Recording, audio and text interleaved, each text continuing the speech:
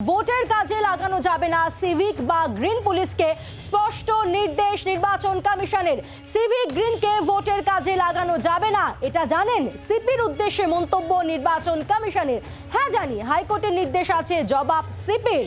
আমরা কথা বলবো, আমাদের সঙ্গে সরাসরি রয়েছেন আমাদের প্রতিনিধি সুতপা সেন রয়েছেন আমাদের সঙ্গে। সুতপা, অর্থাৎ ভোটের কাজে গ্রিন পুলিশ কিংবা সিভিক পুলিশকে ব্যবহার করা যাবে না, আজ বৈঠকে স্পষ্ট করে দিল নির্বাচন কমিশন।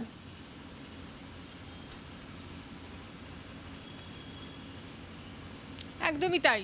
এবং শুধু যে আজকের বৈঠক থেকে এই কথা বলে দিয়েছে নির্বাচন কমিশন তাই নয়, তোমার মনে থাকবে যে 2021 সালের বিধানসভা নির্বাচনেও কিন্তু গ্রিন পুলিশ বা সিভিক পুলিশকে কোনো ভোটের কাজে ব্যবহার করা যাবে না, এই নির্দেশ পরিষ্কারভাবে নির্বাচন কমিশন থেকে দেওয়া হয়েছিল। আজকে কিন্তু যে বৈঠক হয় ডিএম এবং এসপিদের সাথে, সেই বৈঠকে স্পেসিফিকভাবে নির্বাচন কমিশনের তরফ থেকে বলা হয় যে সিভিক পুলিশ তারা কারা, এরা কারা, এদের সম্পর্কে নানা ধরনের অভিযোগ আসছে। এবং নর্থ 24 পরগনার ডিইও তাকে এই প্রশ্ন করেন নির্বাচন কমিশনার, এবং সেই জায়গায় দাঁড়িয়ে যখন ডিইও বলেন যে হ্যাঁ সিভিক পুলিশ আছে এবং এরা পুলিশকে সহায়তা করে, এখানে কলকাতা পুলিশের কমিশনার আছেন, তিনি বিষয়টা বলতে পারবেন ভালো। সেই সময় কলকাতা পুলিশের কমিশনার তিনি মাইক টেনে নেন এবং তিনি বলেন যে হোম ডিপার্টমেন্ট থেকে সিভিক পুলিশদেরকে রিক্রুট করা হয় এবং এরা পুলিশকে বিভিন্ন কাজে সহায়তা করে, এমনকি তারা ট্রাফিক পুলিশের কাজেও সহায়তা করে। এছাড়াও তখন জিজ্ঞাসা করা হয় কমিশনের তরফ থেকে যে গ্রিন পুলিশ ব্যাপারটা কি, তখন বলা হয় যে কলকাতা পুরসভার তরফ থেকে গ্রিন পুলিশদের রিক্রুট করা হয়, তারাও বিভিন্ন কাজে ব্যবহৃত হয় এবং তারা বিভিন্ন কাজে সহায়তা করে।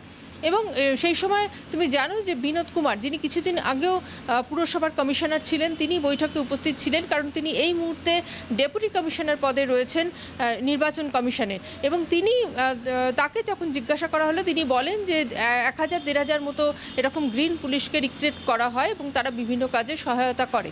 সেই সময় নির্বাচন কমিশনের তরফ থেকে কলকাতা পুলিশ কমিশনারকে বলা হয় যে আপনি জানেন যে এই গ্রিন পুলিশ বা সিভিক পুলিশ এদেরকে ভোটের কাজে ব্যবহার করা যাবে না, হাইকোর্টের নির্দেশ রয়েছে। তখন তিনি বলেন যে হ্যাঁ জানি। তখন বলেন যে তাকে জিজ্ঞাসা করা হয়েছে 2021 সালের বিধানসভা নির্বাচনেও এই গ্রিন পুলিশদের ব্যবহার করা যাবে না, এই নির্দেশ পরিষ্কারভাবে নির্বাচন কমিশন দিয়েছিল। তিনি বলেন যে হ্যাঁ জানি। তখন তাকে নির্বাচন কমিশনের তরফ থেকে বলা হয় যে তাহলে সেটা কেন উল্লেখ করলেন না। অর্থাৎ এই গ্রিন পুলিশ সিভিক পুলিশ নিয়ে বেশ কিছুক্ষণ আলোচনা হয়, যে বিষয়টা খুব গুরুত্বপূর্ণ বলে মনে করা হচ্ছে। তার কারণ হচ্ছে বিরোধীরা কিন্তু গত কয়েক বছর ধরেই বিভিন্ন নির্বাচনে আগেই তারা এই দাবি করেন যে সিভিক পুলিশ বা গ্রিন পুলিশদেরকে ভোটের কাজে ব্যবহার করলে তারা অন্যরকম আচরণ করে এবং তাতে অনেক সময় ভোটারদের তারা প্রভাবিত করছে। এই ধরনের অভিযোগগুলি কিন্তু বিরোধীদের তরফ থেকে নির্বাচন কমিশনের সামনে বেশ কয়েকবার করা হয়েছিল এবং তারপরেই আমরা দেখেছিলাম 2021 সালের বিধানসভা নির্বাচনে নির্বাচন কমিশন পরিষ্কার জানিয়ে দিয়েছিল ভোটের কোনো কাজে সিভিক পুলিশকে বা গ্রিন পুলিশকে ব্যবহার করা যাবে না। এবারেও কিন্তু একই পথে হাঁটল নির্বাচন কমিশন এবং 2024-এর লোকসভা নির্বাচনেও কিন্তু জানিয়ে দেওয়া হলো গ্রিন পুলিশ বা সিভিক পুলিশ কাউকেই ভোটের কাজে ব্যবহার করা হবে না। অত্যন্ত গুরুত্বপূর্ণ এই সিদ্ধান্ত, কারণ এটা নিয়ে যেহেতু বিতর্ক রয়েছে, যেহেতু এই বিষয়টা নিয়ে হাইকোর্টেরও রায় রয়েছে, তার ফলে একেবারে পরিষ্কার করে দিল কমিশন যে এদেরকে কোনোভাবে ভোটের কোনো কাজে ব্যবহার করা যাবে না। এবং তোমার মনে থাকবে 2021 সালের বিধানসভা নির্বাচনে একমাত্র বলা হয়েছিল যে ভোটারদের লাইন, সেই লাইনে দাঁড়ানোর ক্ষেত্রে যাতে সুশৃঙ্খলভাবে তারা লাইনে দাঁড়ান, সেই ব্যাপারটার ক্ষেত্রে সিভিক পুলিশদের ব্যবহার করার কথা পুলিশের তরফ থেকে বলা হয়েছিল। তখনও কিন্তু বলা হয়েছিল যে না, কমিশনের তরফ থেকে বলা হয়েছিল যে না, তাদেরকে ব্যবহার করা যাবে না কোনো কাজেই। অর্থাৎ এদের ওপরে কোনো ভরসা নেই, এরা যে পুলিশ নয়, এরা পুলিশের কাজে সহায়তা করলেও এরা যে পুলিশ নয়, সেই বিষয়টা নির্বাচন কমিশনের তরফ থেকে তখন ক্লিয়ার করে দেওয়া হয়েছিল।